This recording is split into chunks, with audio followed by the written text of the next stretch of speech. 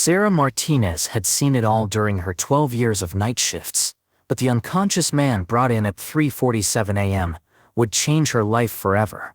She didn't know that saving him would reveal a secret that powerful people had kept hidden for decades. As the fluorescent lights hummed their familiar buzz, Sarah wrapped her stethoscope more tightly around her neck.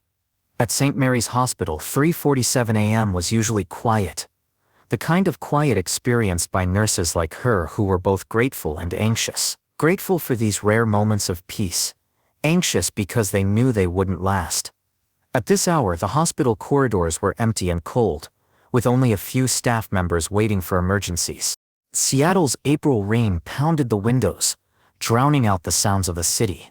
Sarah had spent thousands of nights at this hospital since she started working there. Each night had its own rhythm. Surgeries that lasted until dawn, sudden heart attack alarms, unexpected births, but tonight felt different. There was a tension in the air, like electricity. As she made her rounds in the intensive care unit, her sneakers squeaked on the linoleum. With every step, the rhythm of hospital life accompanied her. The rhythmic sound of ventilators, the constant beeping of monitors, the faint murmur of a television in the distance. Room 20. Patterson, stable after hip surgery. The elderly woman was sleeping peacefully. Her family would arrive early in the morning. Sarah squeezed her hand gently, and the old woman smiled in her sleep. Room 23. Mr. Jenkins, recovering from his second heart attack. The 55-year-old man's wife visited every evening to tell him stories from their past. They had to spend their 30th wedding anniversary in the hospital, but the woman had never complained. "No matter where we are, being together is enough," she had said. Sarah smiled as she thought about those words. Room 205, empty. Waiting. Always waiting. This room always made Sarah feel melancholy, because she never knew who would be there tomorrow. Sometimes young parents came, waiting for their children's surgery. Sometimes the elderly came, to see their families for the last time. Every empty room was the beginning of a story. Sarah stood at the nurse's station, her tired eyes scanning the monitors. The computer screen illuminated her face with its bluish light. Her coffee had grown cold, but she hadn't noticed. 12 years of night shifts had taught her to read the subtle signs. The slight irregularity in a heartbeat, a concerning drop in blood pressure, the whispers of the machines before they screamed. When she started working at this hospital, she was 22, a young nurse with dreams of medical school. Due to her family's financial situation, she couldn't study medicine, so she studied nursing and started working right away. Now 34, her dreams had changed, but her passion for helping people had not diminished. Maybe she couldn't become a doctor, but she had learned how to save lives. Last week's case came to mind. 7-year-old Emma had been in a bicycle accident. The fear in the child's eyes had deeply affected Sarah. That night, she stayed by Emma's side, telling her stories and holding her hand until morning. When Emma woke up the next day, the first thing she said was, "Angel nurse." Moments like these reminded her why she had chosen this profession. At 34, she had seen miracles and tragedies in equal measure. Patients lost on the operating table, hopeful recoveries, families' tears and cries of joy, all of it had happened in these corridors. But tonight was different. There was an electricity in the air, a tension she couldn't quite place. Experienced nurses learned to pay attention to such feelings. Instinct was as important as medical knowledge.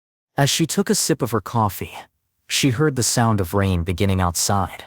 April in Seattle was always like this. Sudden rainstorms followed by calm. Sitting alone in the hospital cafeteria, she sensed that this night would not be a routine one, but she didn't know why. "Sarah, trauma in the emergency room." Dr. Rebecca Wilson's voice crackled over the intercom, snapping Sarah out of her thoughts. "We need you down there immediately. Life-threatening situation. E2A 3 minutes." As she set her coffee cup on the table, Sarah's adrenaline began to rise. Q. Estimated time of arrival. A trauma patient would be arriving in 3 minutes. Such announcements usually signaled serious situations. Dr. Wilson only rushed like this in truly critical cases. Sarah's heartbeat quickened as she ran toward the elevator. Trauma calls at this hour usually meant car accidents, overdoses, violent incidents, or worse. The elevator seemed to move in slow motion as she mentally prepared for what awaited her below. Sarah reviewed the procedures in her mind, vital signs first, then assess the injuries and perform emergency intervention if necessary. As the elevator doors opened, the sound and flash of emergency lights greeted her. The usual calm had given way to chaos. The emergency room doors swung open, and a scene of complete chaos awaited her. Paramedics rushed in carrying a stretcher with an unconscious man in his early 30s. His expensive suit was torn and blood-stained, and his dark hair had a dull, blood-like appearance. His face was swollen, and his right eye was black and blue. There was a deep cut on his left cheek, but Sarah could tell that this man was no ordinary person. "What do we have here?" Dr. Wilson called out, his hands already reaching for gloves. The experienced doctor didn't take his eyes off the patient. John Doe, approximately 32 years old. Paramedic Mike Torres quickly reported, out of breath. Sarah knew Mike. He was a calm paramedic with 10 years of experience. If he was acting this urgently, the situation was serious. Found unconscious in an alley in the city center, between Pine Street and 3rd Avenue, next to some dumpsters. Multiple contusions, possible head trauma, likely broken ribs. Vital signs are stable but weak. Pulse is 95. Blood pressure is 11/70. But dropping. No ID. No wallet. No phone. No emergency contact information. Nothing. Mike continued. The person who found him made an anonymous report. The police found no clues at the scene. It looks like someone left him there. Sarah's experienced eyes noticed every detail as they transferred the patient to the emergency room bed. She had been doing this for many years and could tell a lot at a glance. His skin was pale but not gray. A good sign. His breathing was shallow but regular. His pupils reacted normally to light. But there was something else. Something that made her pause. This man's story was missing. His hands. Despite the blood and bruises, his hands were soft and well-groomed. His nails were clean. His skin delicate. These were not the hands of someone who had been in a random street fight. There were no calluses on the palms or fingertips. These were the hands of someone who worked in an office, someone who used a keyboard. And the watch, despite being damaged, it was clearly expensive. Swiss-made, gold-plated. At least $10,000. His shoes were also handmade Italian leather. "Sarah, keep him stable while you check for internal bleeding," Dr. Wilson instructed. "Start the IV. Monitor his vitals every minute. And order a complete blood count. Also, schedule a CT scan of his head. He may have a skull fracture." Sarah noticed more inconsistencies as she worked.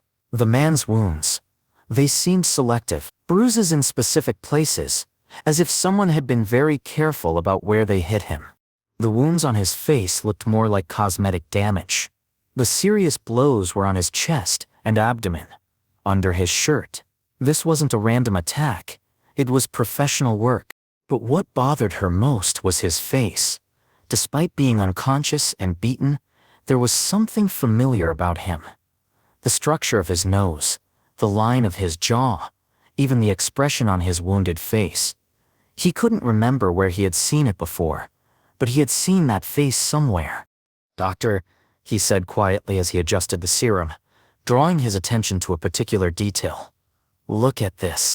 He gently turned his wrist, revealing a distinct crescent-shaped scar. It was about 5 inches long, old but very distinctive. It was old and well-healed, but it was unmistakable. Scar marks like this were rare. Dr. Wilson glanced at it quickly. "What is it?" "It could be an old surgical scar." "I've seen this before," Sarah whispered, her heart beginning to race. "Years ago, when I was working in pediatrics at the Children's Hospital, there was a child who came in with this exact same scar. Same shape, same location, same size." "Sarah, you must want to see it. Scars can look similar." Dr. Wilson was busy with other patients and couldn't fully focus on Sarah's discovery. But Sarah wasn't listening anymore. She remembered. The memories were flooding back. 8 years ago, the 7-year-old boy brought in by his panicked parents after a playground accident. The little boy had fallen while climbing a fence and cut his wrist on a broken piece of metal. The scar had healed in that distinctive crescent shape. Sarah had been the night nurse that night. The child was terrified, and his parents were panicking. Sarah had stayed with the little boy that night, telling him stories and holding his hand. The child's name was Daniel. Daniel Blackwood. Daniel of Blackwood Industries. Daniel of one of America's wealthiest families. Sarah's world was shaken. If this really was Daniel Blackwood, it was impossible. But the scar never changed. When she hugged little Daniel that night, she told him he would do great things when he grew up. And now here he was, his life in danger. Sarah's hands trembled slightly as she continued her work. If this was Daniel Blackwood, and every instinct told her it was, then this wasn't a random robbery.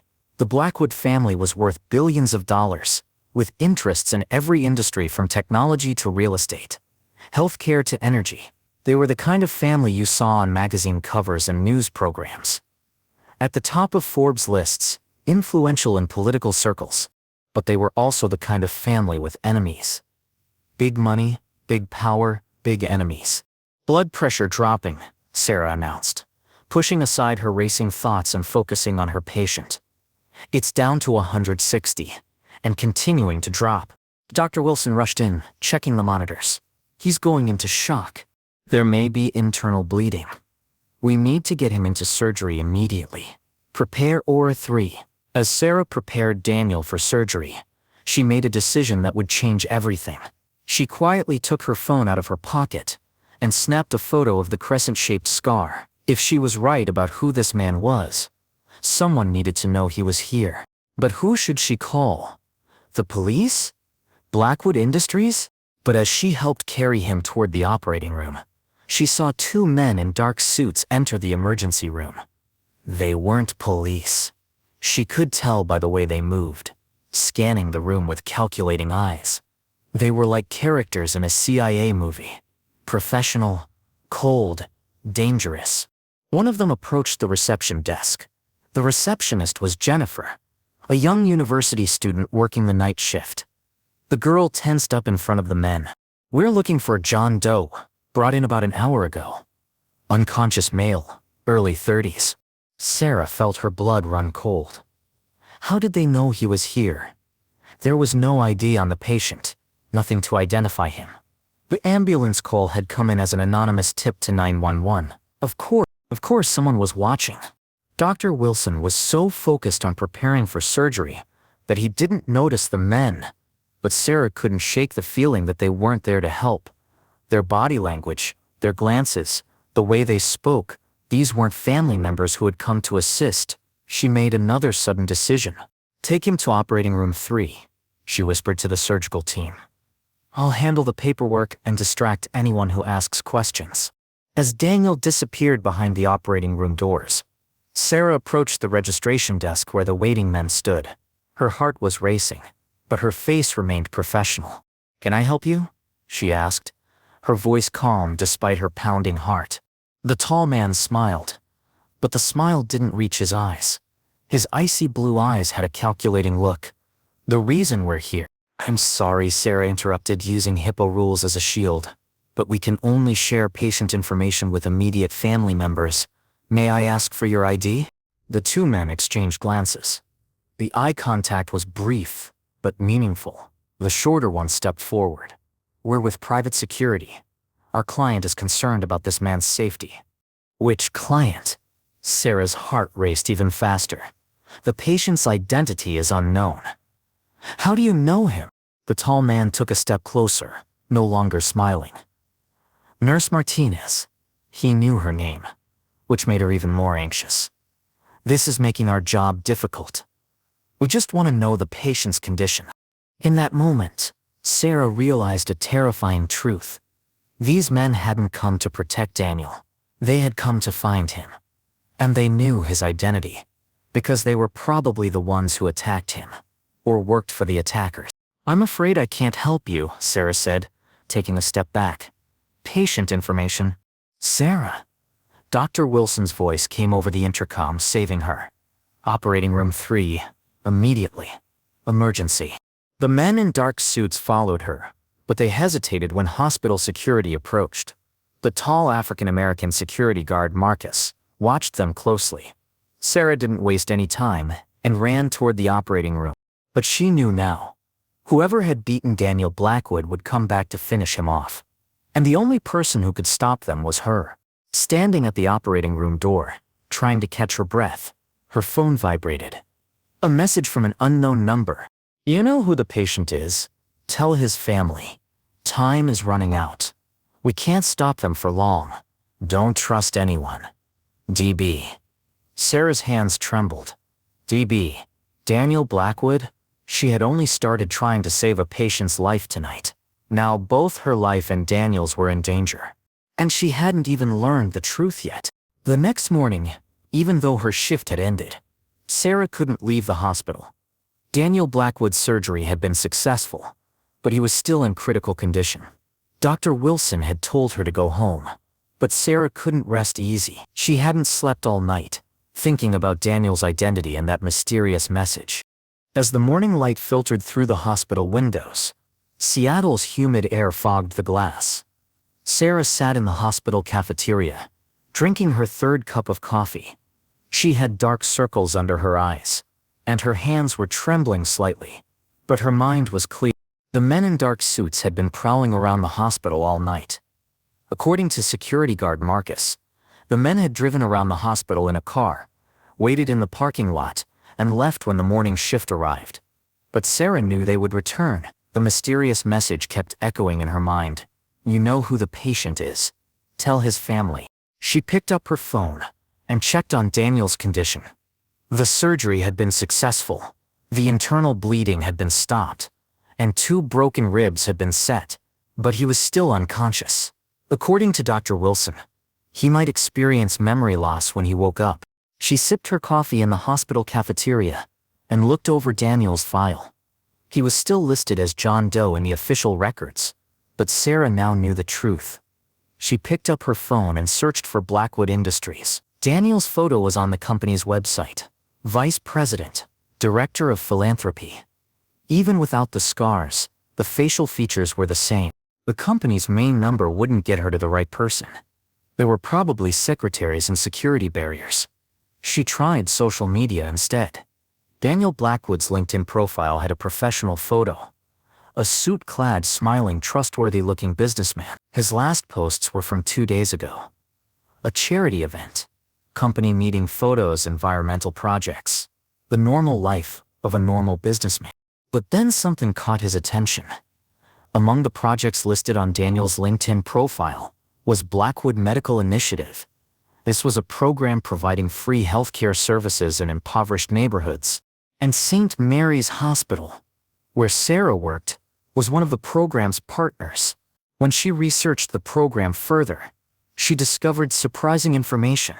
The Blackwood Medical Initiative had raised $50 million in donations over the past 3 years. It provided medical supplies, free medication, and free healthcare services to hospitals in impoverished neighborhoods. Daniel was the founder of this program. He had been featured on the cover of Forbes magazine last year as the youngest philanthropist. Suddenly, it all made sense. Daniel Blackwood hadn't come here by accident. He knew this hospital. He had a connection to this neighborhood, and this was the community he was trying to protect. So who was targeting him, and why? Who could possibly be upset about this program? As he delved deeper into his investigation, dark details began to emerge. Blackwood Industries had other branches. Real estate development, pharmaceutical companies, private hospitals. Daniel's father, Henry Blackwood, was the CEO, and his brother Marcus was the COO. The family company was worth $3 billion. But what was even more interesting was the news that Daniel had protested some of the decisions made by his family company last year.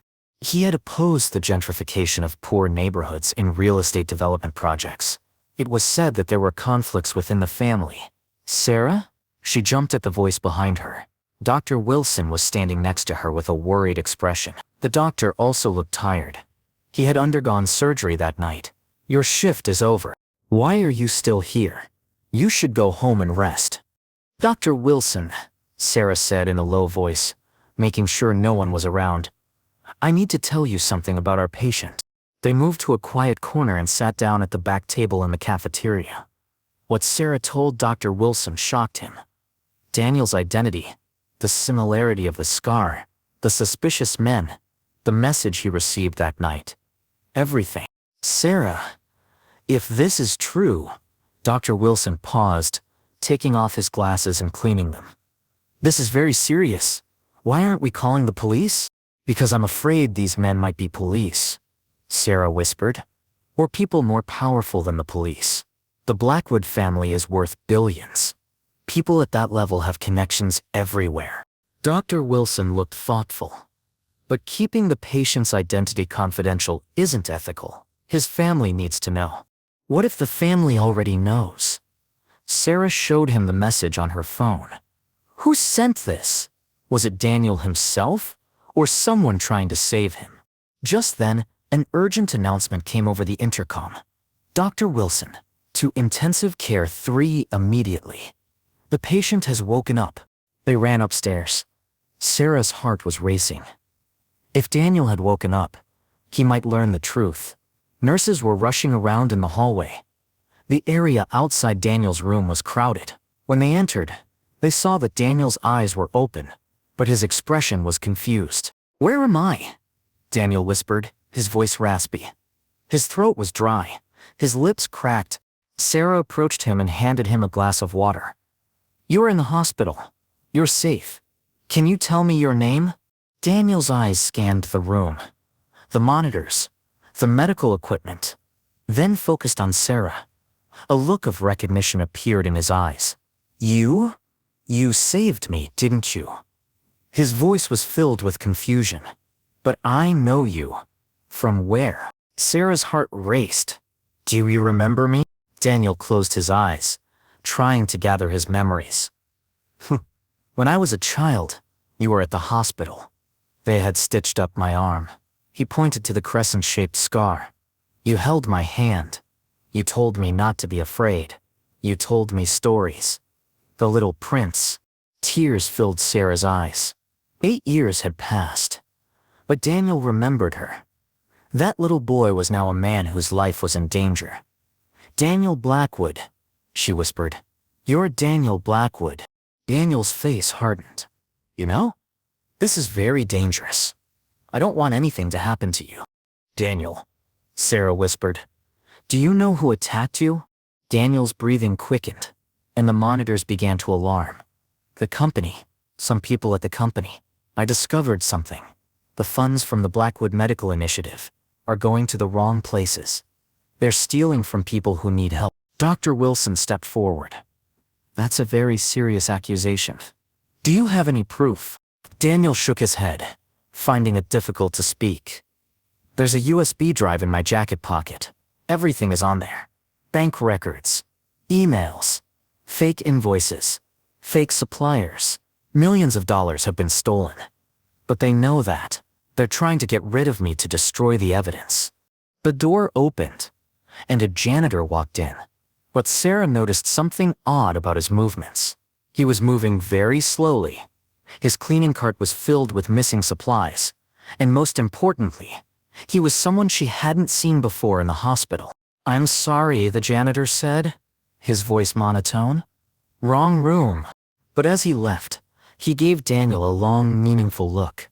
His eyes were sharp and calculating, not at all like a janitor. Sarah's hair stood on end. She watched as the man hurried down the hallway after closing the door. That man isn't a janitor, she whispered urgently, turning to Daniel. Daniel, we have to get out of here. Now. They're coming for you. Dr. Wilson understood the situation. I'll call security. No. Daniel tried to get out of bed, but the pain made him stiff. We can't trust him. Sarah is right. We have to go. The hospital system may have been hacked. Sarah thought quickly. They needed to find a safe place in the hospital. But where? Then she remembered. The old radiology department in the basement.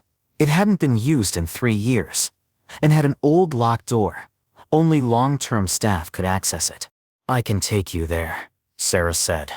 "But we need to get that USB drive first." Daniel's clothes were in the evidence room. The police hadn't come to retrieve them yet because the case was classified as unidentified. Sarah could access the evidence room with her nurse's ID. But that would be too risky. "I'll handle it," said Dr. Wilson. "You take Daniel to a safe place. I'll bring the USB drive. I know the evidence department staff." The three quickly made a plan. Sarah would take Daniel to the basement, in a wheelchair under the pretext of a routine doctor's checkup. Dr. Wilson would retrieve the USB drive from the evidence department. Their meeting point would be the old radiology department. As they walked down the corridor, Sarah's heart was racing. She expected to see men in suits around every corner, and at every elevator stop. Daniel lay silently on the stretcher, but his eyes were alert. They got into the elevator and went down to the basement. The basement corridors were darker and colder than the upper floors. Once upon a time, this place had old medical equipment, archives, and unused machines. The old radiology department was dark and silent. MRI scans used to be done here, but the new equipment had been moved to the upper floor. Sarah entered the code, her birth date, which still selt, and they went inside. Daniel got up from the chair, still weak but determined. "Sarah," Daniel said, out of breath. "Why are you helping me? This could cost you dearly. You're risking your career, even your life." Sarah looked at him. She could see the fear of that little boy in Daniel's eyes. "Because it's the right thing to do.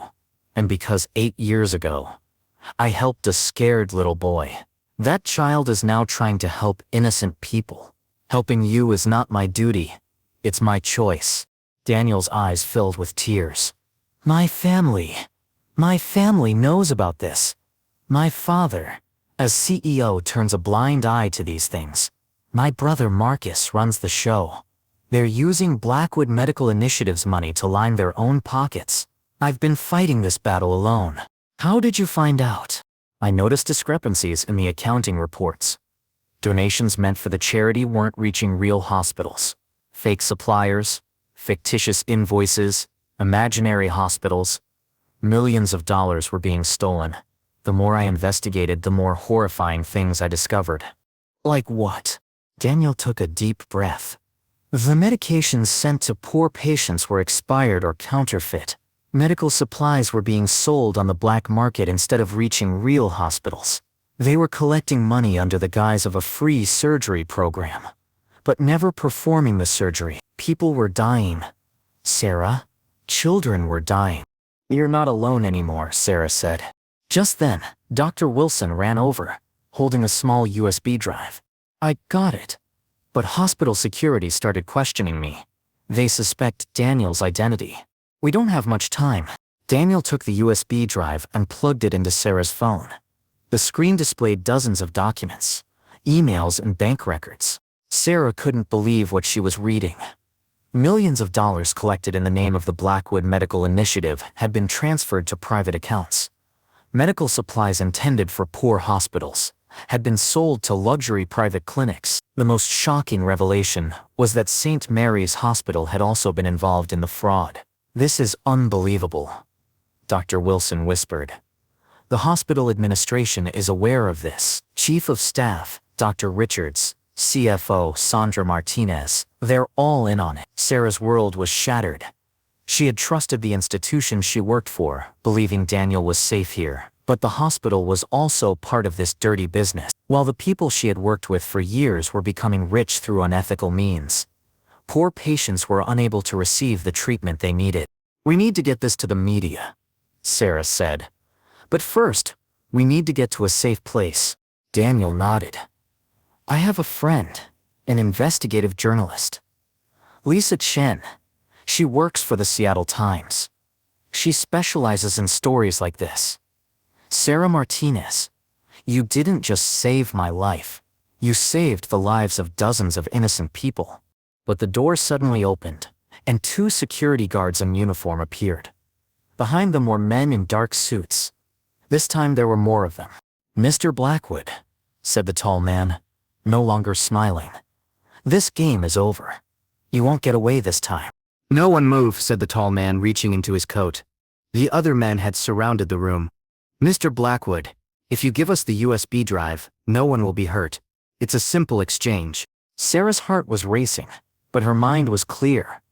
These men would do anything to silence Daniel, and now she and Dr. Wilson were also targets. The situation in the room was dire. No way out. They had weapons, and they were defenseless. "You won't draw a gun in this hospital," Dr. Wilson said, his voice still authoritative. He spoke with the confidence that came from being a doctor. "The security cameras are watching everything. When the FBI arrives, everything will be on record." The short man laughed ruthlessly. "Doctor, you still don't understand. We control the security system in this hospital. Furthermore, according to official records, Mr. Blackwood was never here. You never saw him either." Another man spoke up. "The hospital administration is cooperating with us. Chief Physician Dr. Richards is aware of our involvement. You have no idea how big this is." Daniel stepped forward, clutching the USB drive tightly. He was still weak but determined. "Did Marcus send you, or was it my father directly? Did my family choose to silence me instead of saving me? Your family wants what's best for you, Daniel. Publishing these documents would not only harm the Blackwood Empire, but also the thousands of people being treated at this hospital. St. Mary's would be shut down. People would lose their jobs. You're only seeing a small part of the bigger picture." Sarah stepped forward, speaking bravely.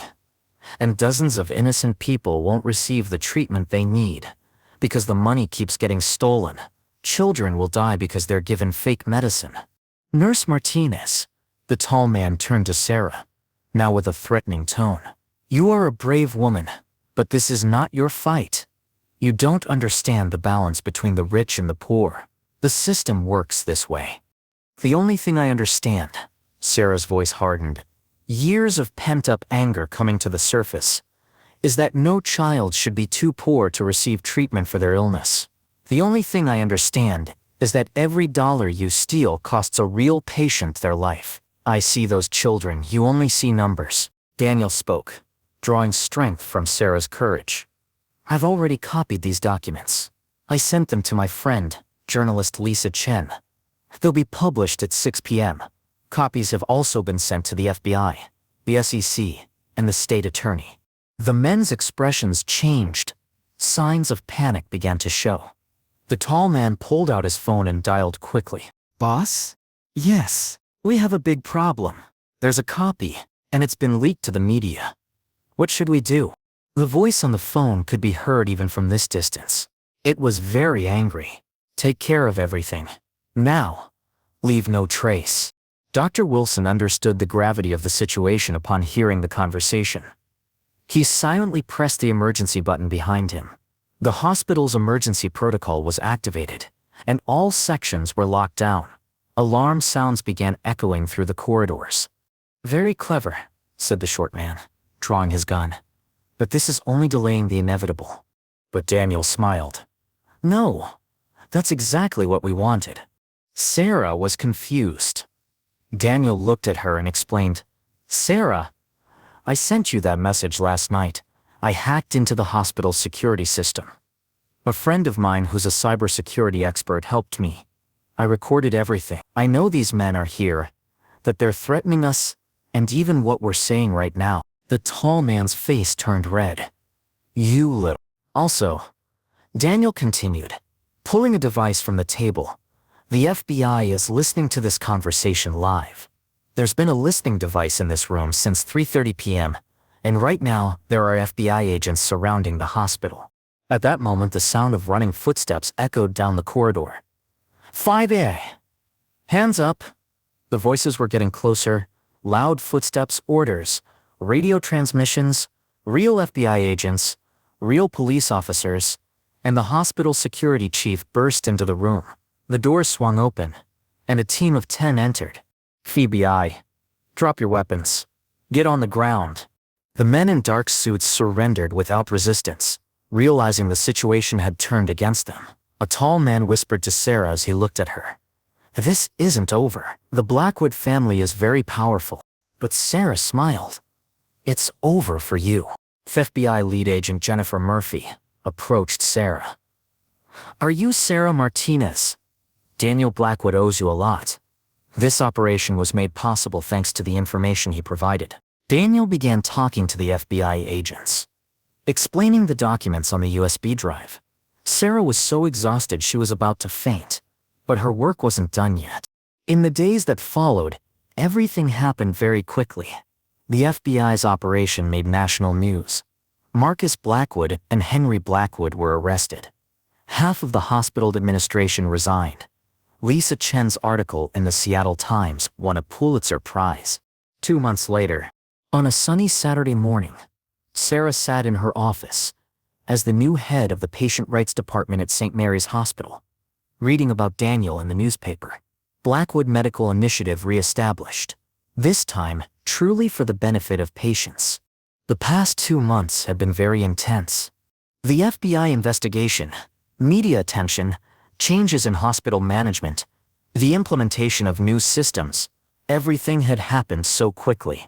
The Seattle Times article had made national headlines.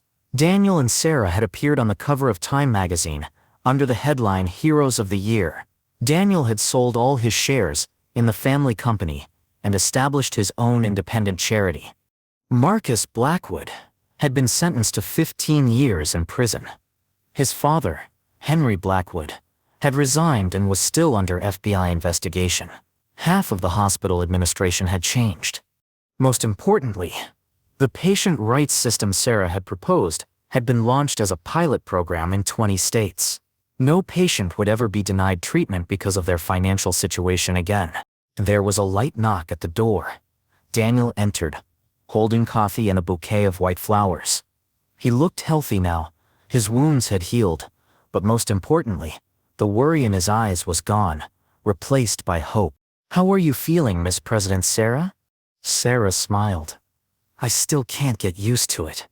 No one ever called me Miss President. Last week I went to a conference, and they called me nurse.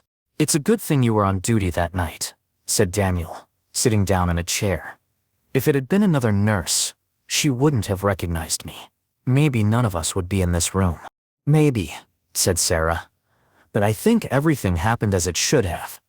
8 years ago, when I hugged you, I didn't know that little boy would grow up to fight so hard to change the world. Daniel pulled a small box out of his pocket. Sarah's eyes widened in surprise. Her heart began to race. Sarah Martinez, Daniel said, opening the box and showing her the sparkle inside. You didn't just give me medical care. You gave me justice, courage, and love. You reminded me of what is right in the world. Will you marry me? Sarah's eyes filled with tears. She stood up from the chair, her hands trembling as she looked at the box. Daniel, I'm just a nurse doing my job. No. Daniel shook his head, standing up. You are a heroine. You gave me my life back, and I am a man who owes you the rest of my life. I love you, Sarah. I've fallen in love with you. Sarah looked at him for a long time. The little boy who had once been so afraid was now a humble man with the power to change the world, kneeling before her. The old fears were gone from his eyes, replaced by hope and love. Yes, Sarah whispered, tears streaming down her cheeks. Yes, I will marry you. Daniel stood up and embraced Sarah. The ring fit perfectly on her finger. They looked out the window. There were long lines outside St. Mary's Hospital. But this time, not to pay but to receive free treatment. The new system was working. I know, said Daniel, squeezing Sarah's hand, that when you saved me that night, you actually saved thousands of people. Sarah rested her head on Daniel's shoulder. Maybe. But what really matters is having the courage to do the right thing. And sometimes, a small act of kindness can spark the biggest changes. The sounds of children echoed through the hospital corridors. They were laughing, talking, living. None of them were being treated because they couldn't afford it. Sarah smiled. 8 years ago, a crescent-shaped scar had looked familiar to her. Today, that scar had become a symbol of hope and justice triumphing. And it all happened because of the courage of a nurse who decided to do the right thing during a night shift,